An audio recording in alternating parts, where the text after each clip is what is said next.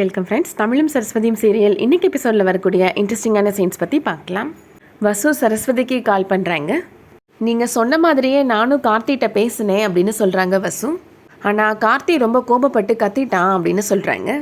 ஐயோ, என்னால் தானே உங்கள் 2 பேருக்கும் பிரச்சனை அப்படின்னு சொல்கிறாங்க சரஸ்வதி. நான் சொல்ல வந்ததை முழுசாக கேளுங்க சரஸ் அப்படின்னு சொல்கிறாங்க வசு. நாங்கள் சண்டை போட்டது அத்தை வரைக்கும் கேட்டிருக்கு போல், அதனால் அத்தை கார்த்தியை கூப்பிட்டு நல்லா அட்வைஸ் பண்ணாங்க அப்படின்னு சொல்கிறாங்க. கார்த்தியுமே என்கிட்ட மன்னிப்பு கேட்டுட்டாரு. எங்கள் வாழ்க்கையில் இருந்த எல்லா பிரச்சனையும் சரியாயிடுச்சு. அது உங்களால் தான் சரஸ். நீங்கள் எங்களுக்கு ரொம்ப பெரிய சப்போர்ட்டிவாக இருக்கிறீங்க அப்படின்னு சொல்கிறாங்க. கோதை சரஸ்வதியை கோவிலில் வச்சு பேசினதை பற்றி சொல்கிறாங்க சரஸ். அந்த சிச்சுவேஷனில் தான் உங்கள் ஹீரோ வந்து தான் உங்களை காப்பாற்றிட்டாரே அப்படின்னு சொல்கிறாங்க வசு. உங்களுக்கு சப்போர்ட் பண்ணி மாமா பேசினார்னு அத்தை சொன்னாங்க அப்படின்னு சொல்கிறாங்க. அந்த சிச்சுவேஷன்லேயும் அவர் எனக்காக சப்போர்ட் பண்ணி பேசினது நினச்சாதான் எனக்கு ரொம்ப சந்தோஷமாக இருக்குது அப்படின்னு சொல்கிறாங்க சரஸ்வதி. அப்படி என்ன சிச்சுவேஷன் சரஸ்வதி அப்படின்னு கேட்குறாங்க வசு. நீங்கள் இப்போ எங்கே இருக்கிறீங்க? மெக்கானிக் ஷெட்டில் தானே இருக்கிறீங்க அப்படின்னு வசு கேட்குறாங்க. இல்லை, நான் வேலைக்கு போகலை அப்படின்னு சொல்கிறாங்க சரஸ்வதி. நடந்த பிரச்சனைகளை பற்றி இப்போது சரஸ்வதி வசுட்டு சொல்கிறாங்க. மாமா உங்கள் மேலே சந்தேகப்பட்டு பேசினாரா? என்னால் நம்பவே முடியலை அப்படின்னு வசு சொல்கிறாங்க. அவர் என் மேலே சந்தேகப்படலை, இருந்தாலும் அவர் வெளியில் போகிற இடத்துல என்னை பற்றி தப்பாக பேசினாங்கன்னா அவர் மனசு கஷ்டப்பட தானே செய்யும் அப்படின்னு சொல்கிறாங்க சரஸ்வதி. நான் இனிமேல் இந்த வேலைக்கே போக வேணான்னு நினச்சிட்டேன் அப்படின்னு சொல்கிறாங்க. வசு மனசில் நினைக்கிறாங்க, சரஸ்வதிக்கும் மாமாவுக்கும் இடையில இருக்கிற பிரச்சனையை நம்ம தான் தீர்த்து வைக்கணும் அப்படின்னு முடிவு பண்ணுறாங்க. வசு இப்போது தமிழ் வேலை பார்க்குற இடத்துக்கு மீடியா பீப்புளை கூட்டிகிட்டு போகிறாங்க. இவங்க உங்களை இன்டர்வியூ பண்ணுறதுக்காக வந்திருக்கிறாங்க மாமா அப்படின்னு வசு சொல்கிறாங்க. ஒர்க்கிங் விமனை பற்றி இவங்க ஒரு டாக்குமெண்ட்ரி எடுக்கிறாங்க அப்படின்னு சொல்கிறாங்க வசு.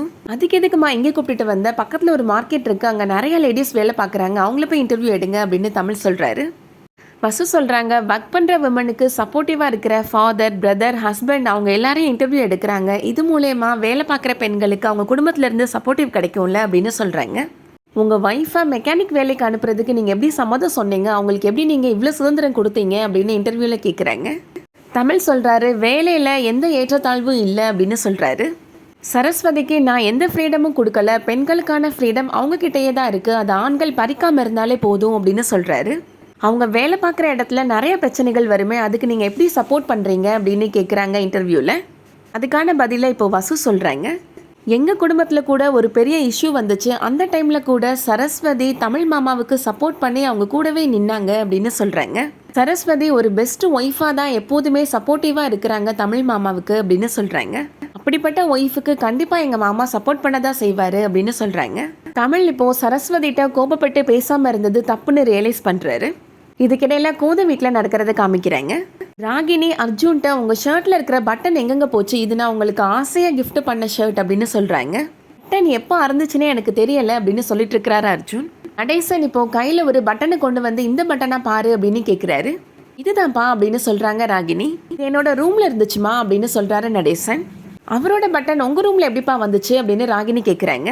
அதை நீ மாப்பிள்ளைட்ட தான் கேட்கணும் அப்படின்னு நடேசன் சொல்கிறாரு. நேற்று கூட மாப்பிள்ளை இந்த ஷர்ட் தானே போட்டிருந்தாரு அப்படின்னு சொல்கிறாரு நடேசன். ஆமாப்பா, நம்ம 2 பேரும் வாக்கிங் போகிறப்ப கூட இவர் இந்த ஷர்ட் தான்ப்பா போட்டிருந்தாரு அப்படின்னு சொல்கிறாங்க ராகினி. மாப்பிள்ளை நீங்கள் என்னோட ரூமுக்கு வந்தீங்களா அப்படின்னு கேட்குறாரு நடேசன். இல்லை மாமா, நான் உங்கள் ரூமுக்கு வரலை அப்படின்னு சொல்கிறாரு அர்ஜுன். மாடியில் நான் நின்றுட்டு இருக்கிறப்ப ஒரு பூச்செடி கீழே விழ போயிடுச்சு, அதை தாங்கி பிடிக்கிறப்ப ஷர்ட் பட்டன் அருந்திருக்கும் போல், அதுதான் உருண்டு மாமாவோட ரூமுக்கு போயிருக்கும் அப்படின்னு ஏதோ சமாளிக்கிறாரு. நான் அந்த ஷர்ட் பட்டனை தைக்க போகிறேன் அப்படின்னு சொல்லிட்டு ராகினி அங்கேருந்து போயிடுறாங்க. அர்ஜுன்மே எனக்கு ஒரு ஃபோன் கால் பேச வேண்டியது இருக்கு மாமா அப்படின்னு சொல்லிட்டு வேகமாக வெளியில் போக போகிறாரு. நீங்கள் இங்கேருந்தே ஃபோன் பேசலாமே அப்படின்னு நடேசன் சொல்கிறாரு. உள்ள சிக்னல் கிடைக்காது மாமா அப்படின்னு சொல்லிட்டு அங்கேருந்து வேகமாக எஸ்கேப் ஆகிடுறாரு அர்ஜுன். அடுத்ததா இப்போது தமிழ் வீட்டில் நடக்கிறத காமிக்கிறாங்க. சரஸ்வதி தமிழ்கிட்ட சொல்கிறாங்க, இனிமேல் நான் இந்த வேலைக்கு போக மாட்டேன், இந்த வேலைக்கு நான் போக ஆரம்பிச்சதுலேருந்து தான் எல்லா பிரச்சனையும் அப்படின்னு சொல்கிறாங்க. யார் என்ன சொன்னாலும் என்னோட முடிவை நான் மாற்றிக்க மாட்டேன் அப்படின்னு உறுதியாக சொல்லிடுறாங்க. அடுத்ததா நடேசன் கோதை 2 பேருமே கோவிலுக்கு வராங்க. கோவிலுக்கு வந்த இடத்துல நடேசன் கோதைகிட்ட சொல்கிறாரு, நம்ம தமிழ் மேலே அனாவசியமாக சந்தேகப்பட்டுட்டோமோன்னு தோணுதுமா அப்படின்னு சொல்கிறாரு. எதை வச்சு நீங்கள் அப்படி சொல்கிறீங்க அப்படின்னு கோதை கேட்குறாங்க. அவர் சிசிடிவி ஃபுட்டேஜை வாங்கிட்டு வந்து பார்த்தது, கொஞ்சம் நேரம் கழித்து வாக்கிங் போயிட்டு வந்ததுக்கப்புறம் செக்